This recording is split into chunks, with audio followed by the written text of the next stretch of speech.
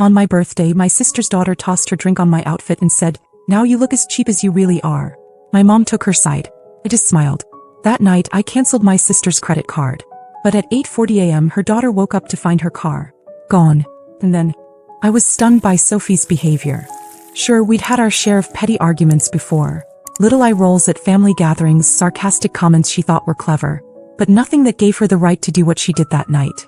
It wasn't just what she said or the way she said it. It was the fact that she'd done it deliberately in front of everyone and acted like it was nothing. What made it worse was her father. He sat right there, saw the whole thing and didn't say a single word. Not even a half-hearted, "That's not appropriate." He just looked down at his plate like it wasn't his problem. And the rest of my family, my mom included, seemed completely lost on how to react, as if they'd forgotten basic decency. The evening had started normally enough. I'd invited them over for my birthday dinner, determined to keep it small and avoid the usual chaos that happens when too many people gather.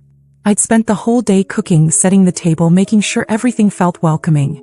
I'd even treated myself to a new outfit, a cream blouse with a soft sheen and a deep green skirt that made me feel put together. I'd planned for this night to feel like a small celebration just for us. Sophie had been quiet most of the meal, fiddling with her phone while the adults talked. About halfway through, she got up to refill her glass with the punch I'd made. I wasn't even paying attention to her until I felt the cold splash hit me. The dark red liquid soaked my blouse and skirt instantly, dripping onto the floor and splattering against the chair. For a second, I thought it might have been clumsiness. But when I looked up, she was standing there, holding her empty glass and staring me dead in the eye. Then she said it, loud, clear, and with a smile, "Now you look as cheap as you really are." Silence. Not shocked silence. More like that awkward pause when everyone's waiting for someone else to handle it. I waited for Claire to tell her daughter to apologize, but Claire didn't say anything. My mom broke the moment by shaking her head and saying, "Oh, Emily, it's just a little prank. Don't overreact." That was when something in me shifted. I'd had my fair share of humiliations in this family, but this one was going to stick unless I did something about it. I excused myself, smiling like it didn't matter, but inside I was already working out the details. I knew I wasn't going to yell. I wasn't going to throw a drink back at her or start a fight in front of everyone. My revenge wasn't going to be loud. It was going to be quiet, deliberate, and timed just right, the kind that leaves a mark without anyone seeing it coming. This birthday wasn't going to end with candles and cake. It was going to end with a lesson Sophie wouldn't forget. When I came back to the table after cleaning myself up, the room felt heavier. Nobody looked directly at me, but I could feel their eyes shift every time I moved. I sat down like nothing had happened, calmly refilled my glass, and rejoined the conversation as if my clothes weren't still damp and smelling like punch.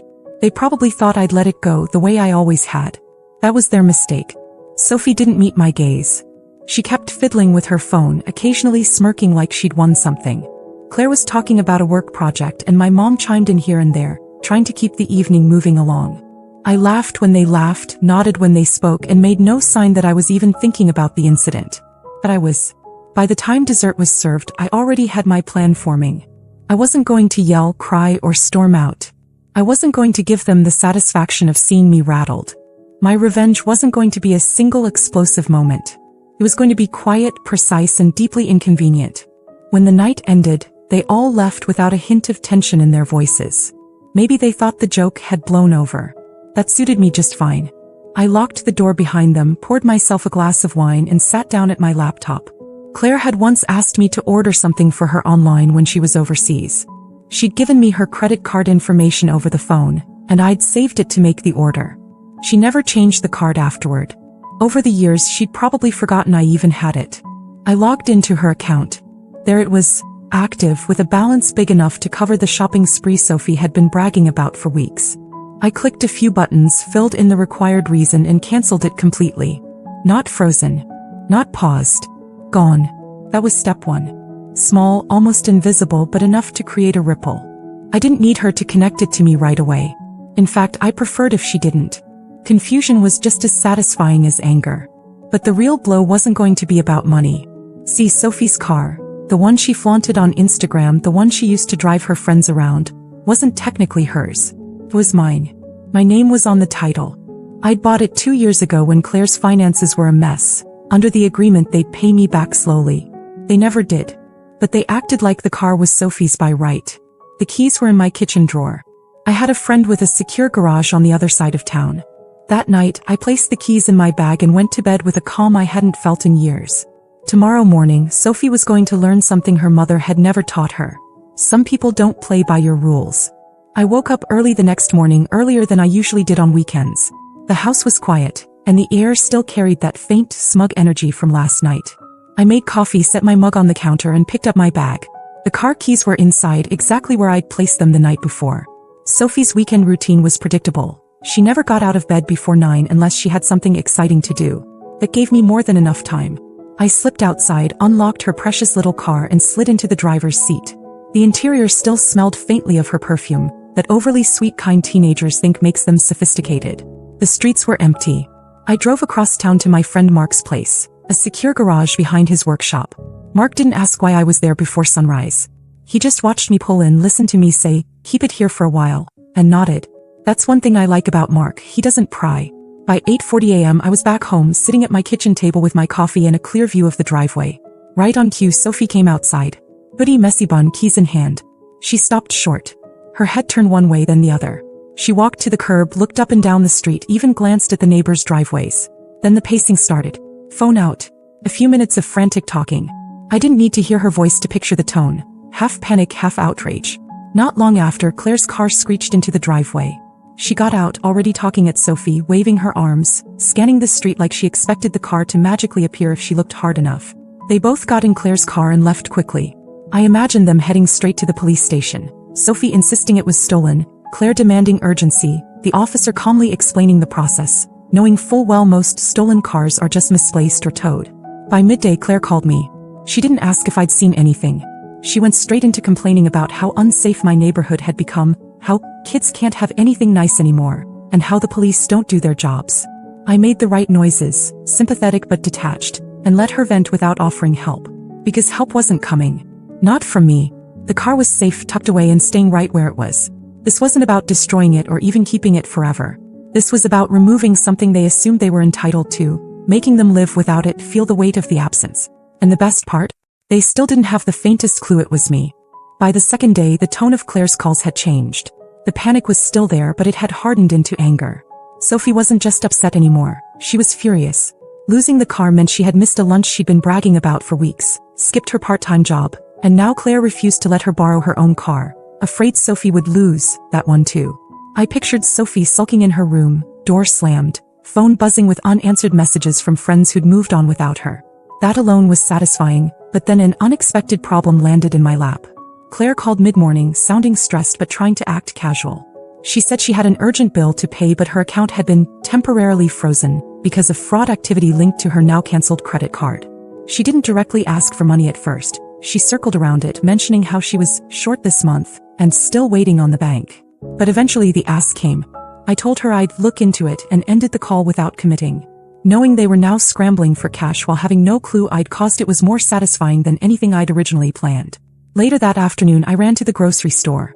In the cereal aisle, I nearly bumped into Sophie. She was with two of her friends, chatting and laughing until she saw me. Her expression dropped instantly. I didn't greet her, didn't even slow down. I just walked past like she was a stranger. But as I turned into the next aisle, I caught her voice, low and fast, telling her friends something that made them both look at me. One of them even stared a little too long, like they'd just heard something they weren't sure they should believe. By evening, the situation had shifted again. Claire called, but this time her tone was different, sharper, cautious. She started asking if I'd noticed anyone hanging around my street lately, if I'd had packages go missing, if maybe my doorbell camera had caught something. She didn't accuse me directly, but I could tell she was dancing around it. She wanted to see if I'd slip. The bigger twist came later that night when my mom called. She said Claire had mentioned that someone in the family might be responsible for what happened. She didn't say my name, but I could tell she was probing, waiting for my reaction.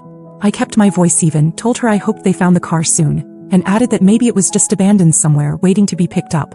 The thing about suspicion in families is that it doesn't just sit quietly. It grows. It spreads. And it turns people against each other faster than the truth ever could. I hadn't planned for them to start doubting each other so soon, but now that it was happening, I wasn't about to stop it. I just had to keep quiet, keep calm, and watch as the cracks widened. And they would widen. I was sure of it. By the third day, I didn't need to see Claire and Sophie to know things were falling apart. I could hear it in the clipped tone of Claire's voice whenever she called, and in the muffled shouting in the background. Whatever polite front they tried to keep up at first had crumbled. From what Claire let slip, she'd started pressing Sophie about whether she might have let someone drive the car or done something careless that led to it disappearing. Sophie swore she hadn't, but Claire kept circling back, clearly not convinced. The missing car was bad enough, but when you added the frozen credit card on top of it, and Sophie's reputation for being careless with her things, the suspicion was practically gift-wrapped. Midday, I got a text from Claire that stopped me cold for a second. It said, "If I find out you're hiding something about the car, I'm not bailing you out of it." I knew instantly it wasn't meant for me. She'd sent it to the wrong number. I didn't respond. I just let it sit there, knowing she'd eventually notice the mistake and wonder if I'd read into it. A couple of hours later, a mutual friend called to tell me about a scene in their driveway. Sophie had been yelling at Claire so loudly that neighbors came outside to watch. Sophie accused her of always blaming her when things went wrong, while Claire fired back that Sophie was selfish and careless, and this was just another example. It ended with Sophie storming into the house and slamming the door so hard it rattled the windows, leaving Claire standing alone in the driveway, hands on her hips, staring at nothing. That evening, my mom called for the second time in 2 days, her tone noticeably cooler. She said Claire had hinted again that someone in the family might be behind the missing car. Mom didn't outright accuse me, but I could tell she was testing the waters. I kept my voice steady, told her it would be terrible if that were true, and even added that I'd keep my eyes open in case I spotted the car nearby. She seemed satisfied enough to end the call, but I could feel the suspicions still simmering under the surface. The best part was knowing they had no idea the car was sitting untouched in Mark's locked garage. I checked on it that afternoon. It was spotless, full tank of gas, exactly the way Sophie had last left it. The only difference was that she couldn't touch it. When I first came up with the plan, I thought I'd keep the car for a week. That seemed long enough to make a point. But now, watching them crack apart faster than I'd imagined, I was starting to think a week might be generous. If they were already this shaken after 3 days, I wanted to see what another week would do. By the 5th day, Claire and Sophie weren't even pretending to be civil anymore. What started as arguments about the missing car had turned into full-blown shouting matches about everything they'd been storing up for years. I heard from a neighbor that Sophie had accused Claire of ruining her life and never trusting her, while Claire fired back that Sophie didn't appreciate anything and acted like the world owed her. The car wasn't the problem anymore. It was just the match that had set fire to years of resentment. I could have ended it right then. I had the keys. I could have driven the car back, called Claire, and played the hero. But there was something satisfying about letting them twist in that uncertainty. They were both so sure the world had wronged them, yet neither could say exactly how. By the 7th morning, I decided it was time. The damage was done, and stretching it out any longer might make them suspicious in the wrong way. I got up before the sun, grabbed the keys, and drove the car back. I didn't put it in their driveway. That would have been too obvious, too direct. Instead, I parked it 2 streets over in front of an empty rental house. I locked the doors, slid the keys under the driver's seat, and walked away without looking back. Just after noon, Claire texted me. The car turned up. No damage. Police don't know who had it. A second later, another message. Weirdest thing that's ever happened. I stared at the screen for a long moment, smiling to myself, then put the phone down without replying. 2 hours later, Sophie posted a photo online. She was sitting on the hood of the car, grinning, with the caption, "Guess who's back?" No apology, no acknowledgement, just an attempt to slip right back into her old life. But I knew better. They'd felt it. The loss, the inconvenience, the uncertainty, it had done its work. They'd learned, in their own way, that things could disappear without warning, and that sometimes there's no one to blame but themselves. I never admitted anything, and I never will. I don't need to. The best part about quiet revenge is that it leaves no proof, just a lingering shadow of suspicion. And now that shadow will always be there for them. Because the next time Sophie mouths off or Claire dismisses me, they'll remember this week. They'll remember how quickly comfort can vanish. And they'll wonder, just for a second, if I'm the one holding the keys again. That doubt, that pause before they act, is worth more than any shouted argument or dramatic confrontation. And for me, that was the real gift I gave myself on my birthday. The update. It had been 3 weeks since the birthday incident, and life had settled into something resembling normal. I still saw Sophie's car around town, and every time I did, there was a small, private satisfaction in knowing I'd once made it vanish. But the calls from Claire had quieted. Mom had stopped fishing for answers. For all appearances, everything was back to the way it had been before. Or so I thought. One Saturday morning, I was making coffee when my phone rang. Claire's name lit up the screen. I almost didn't answer. I wasn't in the mood for whatever passive-aggressive comments she might have saved up, but curiosity won. She didn't waste time. "We're coming by. Be home." No explanation. No hint of her mood. Just an instruction. I considered saying no, but something in her voice wasn't the usual clipped, impatient tone. It was softer, almost cautious. Against my better judgment, I said fine. An hour later, I saw them pull into my driveway. Both of them got out of the car. Sophie wasn't scrolling on her phone for once. She had her hands tucked into the sleeves of her hoodie and was looking down at the ground. Claire, instead of her usual air of superiority, looked careful, like she was approaching a situation she didn't want to mess up. They came to the door together, and the first thing I noticed was that Sophie was holding a small bouquet of fresh flowers. She handed them to me without a word at first, then gave a faint smile and said they were just because. Claire followed with a medium-sized gift bag, wrapped neatly in gold paper and tied with a ribbon. She set it on my dining table and told me to open it. Inside was a leather tote bag. Not just any tote bag, but the exact one I'd once stopped to admire in a store window nearly a year ago. I'd never told them that, but Claire must have remembered the day. It wasn't cheap, and it wasn't something I'd ever expect her to buy for me. Then came the part one didn't see coming. They both apologized. Not the vague, half-hearted kind where someone says, "Sorry you felt that way." This was different. Claire admitted outright that she'd been wrong to dismiss what happened at my birthday as a prank. She said she should have defended me and that she regretted not stepping in. Sophie, to my surprise, didn't try to hide behind sarcasm. She said her comment at dinner was cruel and she'd been thinking about it since. She even admitted that losing the car, though she still didn't know how it had happened, had made her realize how quickly things could be taken away. She said she'd been embarrassed, angry, and then eventually just thoughtful about the whole thing. I stood there listening, not saying much. Part of me wanted to believe them. Part of me wanted to think that maybe something had shifted in them during those chaotic days. But another part of me, the part that had lived through years of subtle digs and dismissals, was on guard. People can change, yes, but they can also perform change when it suits them. So I thanked them. I accepted the flowers, the gift, the apology. I even told them it meant a lot to hear them say those things. And in that moment, I meant it. Because forgiveness, at least for now, felt easier than carrying the weight of resentment.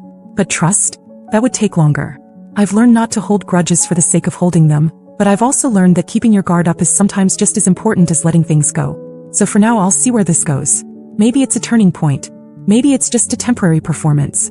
Either way, I'll keep the bag, enjoy the flowers while they last, and remember that if things ever go back to the way they were, it's not hard to take the keys away again.